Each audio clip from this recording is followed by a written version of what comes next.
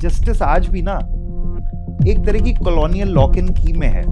हमारे को हमारे संविधान ने social, economic, political justice promise किया, बट अगर एक कॉमन सिटीजन को 10 साल लग रहे हैं जस्टिस पाने में, तो क्या ये उन सिद्धांतों का बिट्रेयल है? Is this betrayal of the principles laid down in our constitution? If justice is delayed, it is not denied, it is the fundamental belief in justice destroyed. आपने मंदिर तो कह दिया उसे न्याय का, बट मंदिर में सफाई भी चाहिए, मंदिर में एक डाइटी है, उसको बैठाने के लिए जगह भी साफ सुथरी चाहिए। उस तरह का इंफ्रास्ट्रक्चर अभी हम डेवलप नहीं कर पाए, स्पेशली ग्रास रूट लेवल पे। We are living in a country where there is a first world developed country constitution, but I think a third world infrastructure to deliver that justice. What is your view about how the access of justice has improved over these almost 80 years? तो देखिए 1947 में independence तो हमें मिल गया, पर मुझे ऐसा लगता है कि जस्टिस आज भी ना एक तरह की कॉलोनियल लॉक इन की में है। सिर्फ ब्रिटिश रूल का चले जाना was not something that we had all envisaged. The absence of British rule is one thing, but the presence of justice at your doorstep is something I think we are all striving for. कि एक आम आदमी, एक आम citizen के door step पे justice पहुंचे। हमारे को हमारे संविधान ने social, economic, political justice promise किया, बट अगर एक कॉमन सिटीजन को 10 साल लग रहे हैं जस्टिस पाने में, तो क्या ये उन सिद्धांतों का बिट्रेयल है? Is this betrayal of the principles laid down in our constitution to really deliver social, economic and political justice? I feel that if justice is delayed, it is not denied. It is the fundamental belief in justice destroyed. And with that belief, I don't think we've come too far as a democracy, and I think there is a long journey to go. एक देश कभी rally में free नहीं होगा, स्वतंत्र नहीं होगा, अगर उसके लोग आज भी नोशन ऑफ जस्टिस से डरते हैं। एक तरफ हम बात करते हैं एक्सेस टू जस्टिस की, दूसरी तरफ हमारे अपने सिटीजन जस्टिस पाने के लिए बहुत सारी तकलीफों से गुजरते हैं। तो अगर if there is fear of trying to seek justice, I think there is a lot and lot of work that all of us have to do. आप एक ऐसे देश की कल्पना नहीं कर रहे हैं जहां पर सिर्फ कुछ तबकों को जस्टिस मिल रहा है। This is justice can not be a gated community. Justice has to be free for all, it has to be delivered at the doorstep and with the pace and with the intensity that the citizens expected to get. और इसमें सिर्फ institutions की problem नहीं है।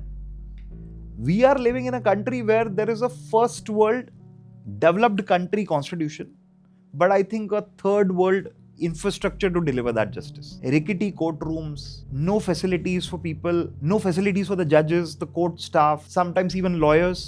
I think in this kind of infra, delivery of justice is like, आपने मंदिर तो कह दिया उसे न्याय का, बट मंदिर में सफाई भी चाहिए, मंदिर में एक डाइटी है, उसको बैठाने के लिए जगह भी साफ सुथरी चाहिए।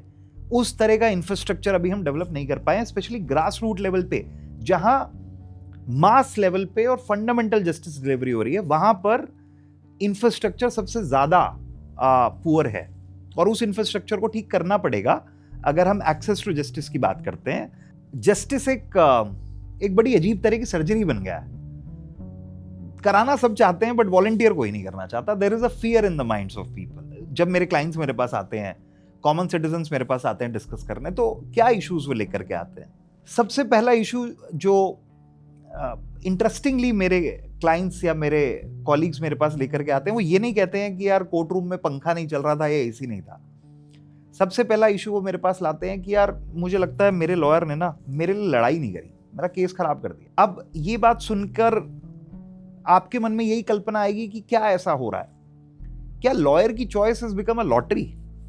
Is it something that a citizen has to go with an eeny meeny mo choice to get a good lawyer who can fight for him, put his cause out there, get to the detail of his matter, get to the depths of his matter, and then argue well for him, argue zealously in the court? That should not be a very difficult choice. But the difficulty is today the system is not geared up to deliver that kind of justice, which is very, very common in the Western jurisdictions. तो बाहर देशों में आप देखेंगे common training, lawyers की training, lawyers का अपना aptitude, lawyers के लिए सरकार द्वारा बहुत सारे इनिशिएटिव, ये सारी चीज़ें बड़ी कॉमन हैं. These are very commonplace situations in jurisdiction outside. But अभी हमारे को एज अ डेमोक्रेसी उस लेवल तक पहुंचने के लिए, एक बार किसी ने लॉ पास कर दी, उसके बाद कितनी ट्रेनिंग्स कोई लॉयर अटेंड कर रहा है, वो अपने क्लाइंट के साथ कितना मिनिमम इंटरेक्शन कर रहा है, अपने क्लाइंट के मैटर को लेकर के कितना सीरियस है, कोर्ट की डेट पे टाइम से पहुंच रहा है कि नहीं पहुंच रहा है. ये सारी चीजें are the first steps towards delivering justice to the common citizens. और उनका ये नोशन बदलने के लिए कि देखिए, क्योंकि मेरे वकील साहब नहीं मेरे लिए लड़ाई कर पाए, मैं अपना केस नहीं जीत पाया, मुझे जस्टिस नहीं मिला, and then this is like very contagious. ये फिर समाज में फैलता है नोशन कि यार मैं अदालत में जाऊंगा तो मेरे से पैसे तो ले लिए जाएंगे, बट मुझे जस्टिस शायद नहीं मिलेगा, मेरी बात जज साहब को कोई ठीक से नहीं बताएगा. तो ये बातों को लेकर के बहुत बड़ा बदलाव लाने की जरूरत है हमारे पूरे सिस्टम में. और मेरे जितने साथी हैं, कॉलीग्स हैं, जो इस नोशन में बिलीव करते हैं और इसी तरह से एडवोकेसी करना चाहते हैं, ये उनका भी दायित्व है कि वो इस बात को सरकार के साथ साझा करें, सिस्टम के साथ साझा करें, इंस्टीट्यूशंस के साथ साझा करें, ताकि हम लॉयर्स के लिए, हमारी एजुकेशन के लिए, हमारा स्किल डेवलपमेंट के लिए काम हो सके. क्योंकि आज का lawyer cannot just rely on the old ways of how lawyering was done. पुराने जमाने की एडवोकेसी उतनी ही इफेक्टिव है आज भी, लेकिन उसको आज एक टेक्नोलॉजी का विनियर चढ़ाना बहुत जरूरी है. Every other lawyer today uses a device like an iPad और अ लैपटॉप, जो पहले जमाने में टाइपराइटर से चलता था. तो उसी स्पिरिट में एआई का यूज करना, टेक्नोलॉजी का यूज करना, मेटा डेटा की समझ होना, ईमेल के हेडर को पढ़ करके ये जान लेना कि इसको किस तरीके से आप कोर्ट में प्रूव करेंगे, 65B के एफिडेविट की समझ होना, ये सारी चीजें these are fundamental to advocacy today. मेरे पास कई तरह की समस्याएं लेके लोग आते हैं, कॉमन सिटीजन्स भी आते हैं, ये जानने के लिए कि हम इतनी बड़ी डेमोक्रेसी है, इतनी वाइब्रेंट डेमोक्रेसी है, हमें आज़ादी को 79 ईयर्स हो गए, आज भी क्या समस्याएं हैं कॉमन लिटिगेंट की, एक छोटे व्यापारी की, एक छोटे बिजनेसमैन की, एक फैमिली पर्सन की जो एक फैमिली डिस्प्यूट से गुजर रहा है, या किन्हीं दो लोगों की जिनका आपस में कोई विवाद है, या जनरली एक अक्यूज्ड जो कि न्याय चाहता है, जिसको लगता है कि उसको कोर्ट में ठीक से डिफेंड किया जाना चाहिए. सबसे पहला जो कारण लोग मुझे बताते हैं वो ये बताते हैं कि देखिए, हमें लगता है जस्टिस पाना ना हमारे देश में बड़ा मुश्किल है. आज 79th year of our democracy में भी लोग बोल रहे हैं जस्टिस पाना डिफिकल्ट है. मैंने केस डाला जी, मुझे पता ही नहीं क्या हो रहा है, मुझे समझ ही नहीं आता ये प्रोसेस. तो देखिए, उनकी, एक कॉमन सिटीजन की बहुत सारी प्रॉब्लम्स है. उसको बार बार तारीखों पे जाना है, उसको ट्रैवल करना है, बार बार फाइलिंग के लिए वकील साहब उसको बोलते हैं, बहुत सारी रिक्वेस्ट आती हैं फ्रॉम द लॉयर्स ऑल्सो. फिर उसके लॉयर से भी उसकी रोजमर्रा में बात नहीं हो पाती है, शायद वकील साहब कभी बिजी होते हैं, दूसरे केसेस में उलझे होते हैं. तो एक नोशन बन गया है कॉमन सिटीजन के माइंड में कि जस्टिस पाना बड़ा डिफिकल्ट है. बट सच मानिए ऐसा नहीं है. मैं ये नहीं मानता हूं कि हमारी डेमोक्रेसी ने इतनी भी उपलब्धि नहीं करी है कि जस्टिस पाना इतना डिफिकल्ट है. आई थिंक जरूरत इस बात की है कि as a lawyer community, as a whole legal system, हम एक लिटिगेंट को उस पेडिस्टल पे रखें. आज एक लिटिगेंट अगर कोर्ट में आ रहा है तो वो एक सबसर्विएंट पोजीशन पे आ रहा है. वो एक उसका कोई स्टेटस नहीं है आज लिटिगेशन में, unless you know he is either a very wealthy businessman और a very influential person. Litigation में एक लिटिगेंट अपने आप को बहुत छोटा महसूस करता है. आई थिंक ये नोशन बदलने की जरूरत है. एक लिटिगेटर को क्या चाहिए, उसके साथ उसके केस की स्ट्रैटेजी डिस्कस हो, उसके केस की डेप्थ में एक लॉयर उतरे, उसके सारे कागज ठीक से पढ़े, उसको ठीक से एडवाइस करे. और कई बार देखिए जी, आप ये केस नहीं जीत पाएंगे, ये बोलना भी कोई गलत बात नहीं है किसी लिटिगेंट को.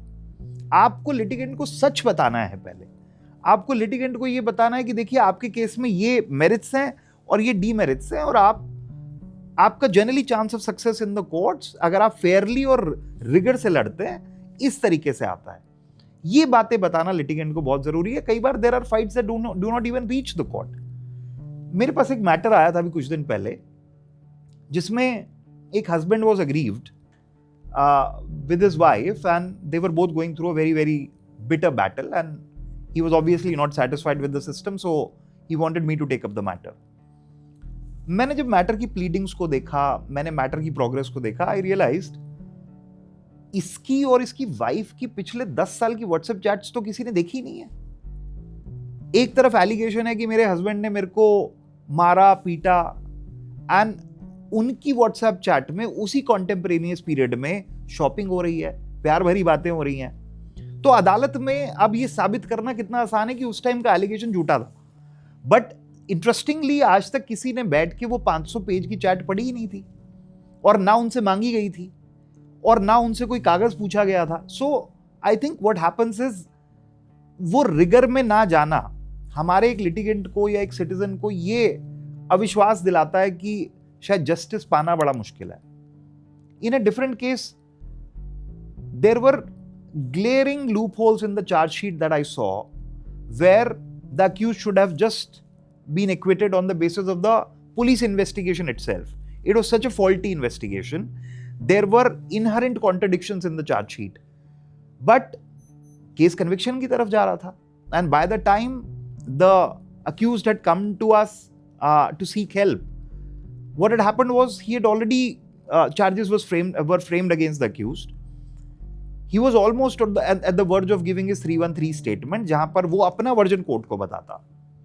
बट उस स्टेज पे भी देर नहीं हुई थी, we could finally salvage the matter. But reality ये है कि लॉ एक प्रोफेशन है जो आपसे बहुत कुछ मांगता है as a lawyer. It takes a lot out of you.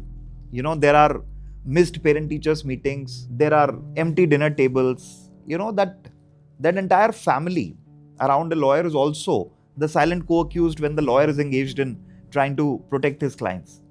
But the difficulty is all of us have to collectively try and give this belief to the litigants that, you know, we are there for them.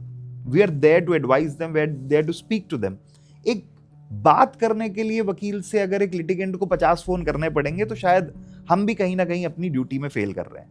तो I think हमको थोड़ा standard of client interaction, the standard of putting the client at a pedestal, गलत बात के लिए नहीं। अगर client आपसे कोई गलत अपेक्षा रखता है तो नहीं आपको उनको किसी पेडेस्टल पे रखने की जरूरत है, बट उनकी जेन्युइन अपेक्षाओं के लिए you should try to put the client at a pedestal where he feels that he matters in the war of litigation and in the entire legal system. मैं बहुत बार सुनता हूं कि मेरे वकील साहब ने मेरा केस ठीक से फाइट नहीं किया, रिगर से फाइट नहीं किया, मेरी बात ठीक से नहीं रखी जज साहब के सामने। ये सब शिकायतों के साथ एक और बड़ी शिकायत जो मेरे को रियलाइज होता है आज 79th ईयर ऑफ डेमोक्रेसी में, क्लाइंट को ये नहीं पता कि उसके केस में हो क्या रहा है। एक लिटिगेंट को ये नहीं पता कि उसके केस की स्ट्रैटेजी क्या है। वही कॉमन प्लेंट है, वही कॉमन WS है, उसके ऊपर 711 की एप्लीकेशन है, उसके ऊपर 50 तरह की और एप्लीकेशंस हैं जो फाइल हो रही हैं रूटीन में। कई बार हम लॉयर्स भी ये जानते हैं कि इस एप्लीकेशन का कोई सिग्निफिकेंस नहीं होगा, इस एप्लीकेशन से सिर्फ दूसरी पार्टी जवाब फाइल करेगी और उसके बाद जज साहब बहस सुनेंगे, उसके बाद केस में सिर्फ डिले होगा और एक इंस्टीट्यूशनल डिले क्रिएट हो जाता है पूरे केस में। अगर क्रिमिनल लॉ को भी देखें तो किस सीक्वेंस में हमने क्रॉस एग्जामिन करना है, किस विटनेस को पहले करना है। अगर रिलेटेड विटनेस हैं तो क्या हम कोर्ट में एक अर्जी लगा सकते हैं कि देखिए जी ये सब एक ही फैमिली के विटनेस हैं और एक ही बात पर डिपोज कर रहे हैं, तो हम इन सबको पहले एक साथ एग्जामिन करेंगे, उसके बाद एक साथ क्रॉस एग्जामिन करना चाहेंगे।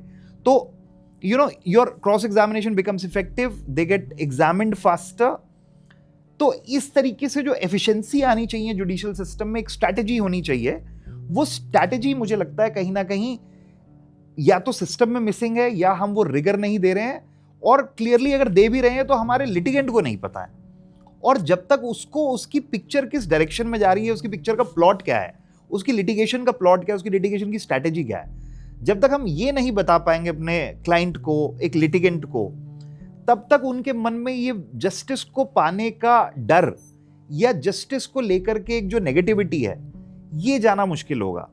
ये नेगेटिविटी आती है इन्हीं कारणों की वजह से कि हम स्टैंडर्डाइज इतना कर देते हैं अपनी प्रैक्टिस को कि हमारी प्रैक्टिस एसेंशियली चाहते ना चाहते हुए भी, मोस्ट ऑफ द केसेस में कोई वकील नहीं चाहता उसके क्लाइंट का केस खराब हो, लेकिन हम चाहते ना चाहते हुए भी, बिकॉज एक स्टैंडर्डाइजेशन क्रिएट कर चुके हैं प्रैक्टिस में, हम क्लाइंट को उस डिले से गुजरने देते हैं जो डिले उसको डिजायरेबल नहीं है। वो नहीं चाहता कि हम एक एप्लीकेशन लगाएं कि दूसरे का प्लेंट रिजेक्ट हो जाए, वो चाहता है मैटर एविडेंस पे आए, वो चाहता है वो गवाही दे, वो चाहता है अपनी बात कोर्ट के सामने रखे। Everybody wants to have a day in court. So when a litigant wants to fight, I think बहुत एसेंशियल है कि as lawyers we apprise, we first have a strategy and then apprise our client with a strategy and then tell the client what that strategy is and make sure that it's a mutually created strategy, because everybody wants to have a say in a matter that they are fighting or contesting before the courts in India. जब एक litigant participative form में एक case को contest करता है अपने lawyer के साथ, तो ना ही सिर्फ इंक्लूजन आता है but also as a counsel भी आपको एक स्ट्रैटेजी फॉर्म करने का एड मिलता है, बिकॉज जितना आपका क्लाइंट आपके केस के बारे में जानता है, बिकॉज वो जिया है उस केस को, उससे ज्यादा कोई नहीं जान सकता। तो वो जो एक परपीचुअल दूसरी नेगेटिविटी है सिस्टम में, जो आज इतने साल बाद हमारी डेमोक्रेसी में नहीं होनी चाहिए, वो ये है कि मुझे सारी जिंदगी लग जाएगी जस्टिस लेने में, 10 साल 20 साल। एंड मैं आपको पूरे कॉन्फिडेंस के साथ बताना चाहता हूं कि रियलिटी ये नहीं है। आज कमर्शियल कोर्ट्स एक्ट है कमर्शियल डिस्प्यूट्स को लेकर के, तो अगर कोई व्यापारी है या कोई बिजनेसमैन है और उनका कोई डिस्प्यूट या विवाद है, तो लॉ बोलता है कि दूसरी पार्टी को 120 दिन के अंदर आकर अपना जवाब देना पड़ेगा, और अगर वो नहीं देंगे तो उनका जवाब नहीं लिया जाएगा रिकॉर्ड पे। और उसके बाद भी कोर्ट को डायरेक्शंस हैं कि अगर कोई पार्टी डिले करती है तो आप कॉस्ट इंपोज कीजिए। लेकिन होता क्या है कि शायद हमारे लिटिगेंट को ये बातें पता ही नहीं होती हैं, और दूसरा एक एडजर्नमेंट कल्चर भी है जो हमारे सिस्टम में सेट इन कर चुका है। आई थिंक उस कल्चर को भी, उस मोल्ड को भी ब्रेक करने की एक जरूरत है, क्योंकि अगर अननेसेसरी अनवांटेड एडजर्नमेंट्स ली जा रही हैं केस में, अननेसेसरी फाइलिंग्स हो रही हैं, और हम एज अ काउंसिल या एज अ लॉयर उसको टॉलरेट कर रहे हैं, और we are taking it in our stride and feeling like it's an everyday job, then we are also doing a big injustice to the system. और मैं litigants के बारे में भी बोलूंगा। आप क्यों अपने वकील साहब से हर तारीख के बाद नहीं पूछते कि हमने ये डिसाइड किया था किस डायरेक्शन में मूव करें? आप क्यों ई कोर्ट्स पे जाके अपने केस के ऑर्डर्स खुद नहीं देखते? आज आप सशक्त हैं, आप अपने केस का नंबर डालिए, ई कोर्ट्स पे जाइए, आपको आपके केस के बारे में सारी डिटेल मिलेंगी, आपको ऑर्डर्स मिलेंगे, आपको पता लगेगा अगर वकील साहब ने एडजर्नमेंट लिया है बिना किसी रीजन के, या आपको पता लगेगा कि वकील साहब आज कोर्ट में थे कि नहीं थे, अपीयरेंस मार्क होती है। There is an entire system around it. और अगर ऐसा नहीं हो रहा है तो हमारी सबकी ड्यूटी है कि हम जाएं और कोर्ट स्टाफ से बात करें कि सर मेरा ऑर्डर अपलोड नहीं हो रहा, आप इसमें मेरी मदद करें। ये एक बहुत बड़ा इनिशिएटिव है जो हमारे जस्टिस सिस्टम ने लिया है, which is gonna aid a lot of litigants to know about their cases, to understand what is happening in their matters. लेकिन हम इस टेक्नोलॉजी को यूज नहीं कर रहे हैं। आज बहुत सारी कोर्ट्स, और मैं तारीफ करूंगा उन जजेस की, उन कोर्ट स्टाफ्स की जो इस इंफ्रास्ट्रक्चर को मेंटेन कर रहे हैं, वो आपको अपीयर होने की जरूरत नहीं है, आपको लंबा ट्रैवल करने की जरूरत नहीं है। आपको you can appear before N honourable court online. आप अपनी बात अगर कोर्ट के सामने, अदालत के सामने रखना चाहते हैं तो आप ऑनलाइन रख सकते हैं। So the system is empowered litigants today in a very very different way, but उसको पहुंचाने वाला कौन है? उसको पहुंचाने वाले तो हम एज लॉयर्स ही हैं। तो आई थिंक ये जो डिले का भी क्वेश्चन है, ये बहुत हद तक सॉल्व होता है अगर हम थोड़े विजाइल हैं अपने क्लाइंट के लिए, उसके इंटरेस्ट्स के लिए। हम जानते हैं कि किस तरह की लिटिगेशन हमको करनी है, हम ये जानते हैं कि हमारे लिए time is of the essence. ये पूरे सिस्टम पे रिफ्लेक्ट करता है।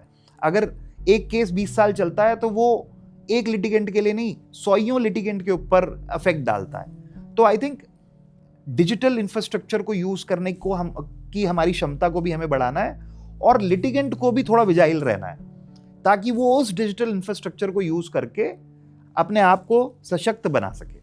और लास्ट में एक बड़ा इंटरेस्टिंग फिनोमिना भी मैंने ऑब्जर्व किया है। कुछ लिटिगेंट्स मुझे बोलते हैं जी हमें तो बड़ा डर लगता है कोर्ट से, वी गेट वेरी इंटिमिडेटेड। हम जज साहब को भगवान की तरह मानते हैं, बट उनसे भी हमें डर लगता है। तो मैं आज 79th ईयर ऑफ डेमोक्रेसी में एटलीस्ट लिटिगेंट्स को ये बताना चाहता हूं कि कोर्ट्स डरने वाली जगह नहीं है। अगर आप किसी दिन आपको समय हो, आपके पास काम से छुट्टी हो और आपको लगे कि आप थोड़ा समय निकाल के किसी कोर्ट में जा सकते हैं, तो आप जाके देखिएगा कि कितने एम्पैथेटिक और वेल ट्रेन्ड जजेस हमारी कंट्री में हैं। ऐसे भी जजेस हैं जो छुट्टी नहीं करते हैं अपने लिए और अपने घर नहीं जाते हैं टाइम से, क्योंकि उनको कोई बेल ऑर्डर लिखना है या उनको लगता है कि किसी अक्यूज्ड को आज बेल मिलनी चाहिए क्योंकि उसे गलत केस में फंसाया गया है।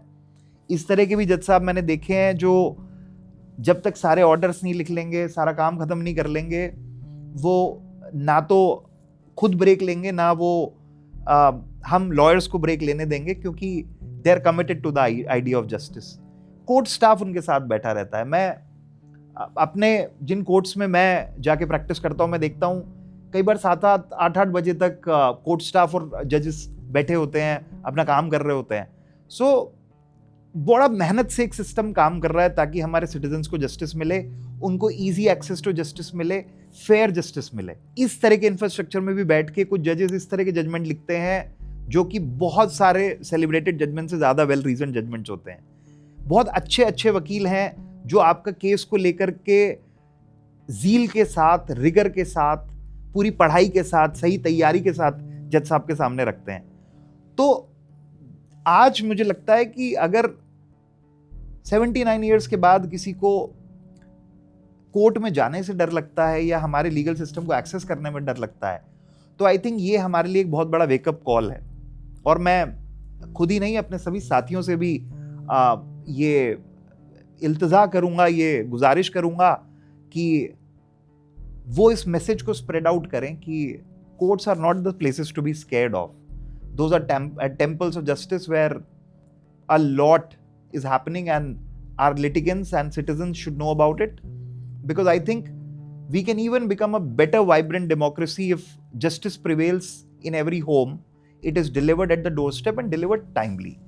And if all of that happens, I think we'll have many more such occasions where we celebrate Independence Day in a much grander way when that vision is achieved. And I think the day when the citizens are not afraid to enter courtrooms, the day when access to justice is easy, that day when there is a lawyer that makes them feel that their point of view is put before the court in the manner that they wanted, and also the day justice is delivered at doorstep and also delivered with a certain degree of speed, I think that, to my mind, will be a happy Independence Day for me.